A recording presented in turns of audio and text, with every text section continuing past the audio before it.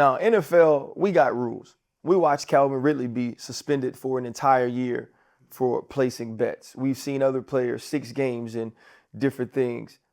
What Jontay Porter did is totally out of the realm of what we've seen from a player, not only betting, but betting on games he's played in and feeding information to people to bet on him.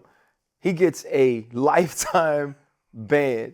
When you heard that, what struck you most as odd? It was exactly why the leagues don't want people to bet. Because Jontay was betting on himself, his overs, his unders. He was betting on the game. He bet on his team to lose. His team to lose. The stuff he's involved with. Like, Pete Rose stuff didn't come out. Because we don't have the honestly, let's be honest. The digital thing, they can track it. They can figure it out. They can figure out what's going on. Your under spike on certain games, like Jontay's were spiking, and your over spike on certain games, like Jontay was spiking. That's why athletes don't want to bet, that shouldn't bet. And that's why the thing like Calvin Ridley, they were looking at him and seeing that he was betting on other things. They was looking at other people. If you're betting on NBA and you're in NFL, I love to bet, bro. Yeah. I got 2 apps on my phone. I gamble all the time. But I can't dictate the ending of games. Jontay could dictate the ending of games, and he was telling people how the games, or how the it's called player props, because I'm a gambler, how those are going to end up. So it is the epitome of why these rules are in place. And I have no problem with a guy that would change the outcome of a game for financial gain to be outlawed for the rest of his life. Jontay, bruh, you did it to yourself, big homie. Jontay Porter deserves to never dribble a basketball again and get paid for it. And Michael Porter Jr. is a friend of the show.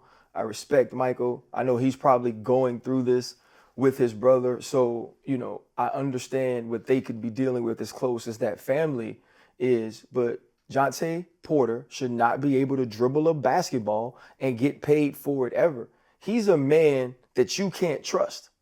If he walks into my locker room, I know exactly who you are. And bro, we locking up. Exactly. And NBA's banned 2 people, and both of them deserve it. Donald Sterling, right, for the racist remarks, for the way that he treated people, for the things that he said. And Jontay Porter, who has totally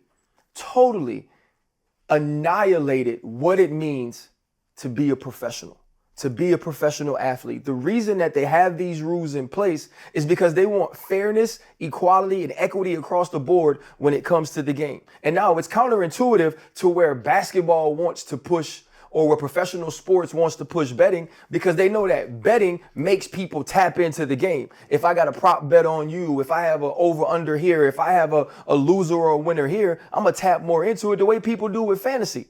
But that's for the fans, because the fans cannot control the outcome of games.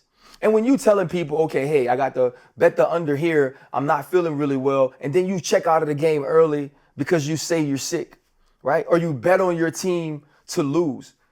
That, to me, is truly not only just unacceptable, it's unforgivable. With all that people give to play these sports, with all that people give to win, to compete, with the way that fans respect us because we can do something that they can't do, to totally tear down the integrity of the NBA, of professional sports, because you're greedy, because you're slimy, because you're disrespectful. I know Adam Silver may have not wanted to do this, but it was absolutely the right call. Had to.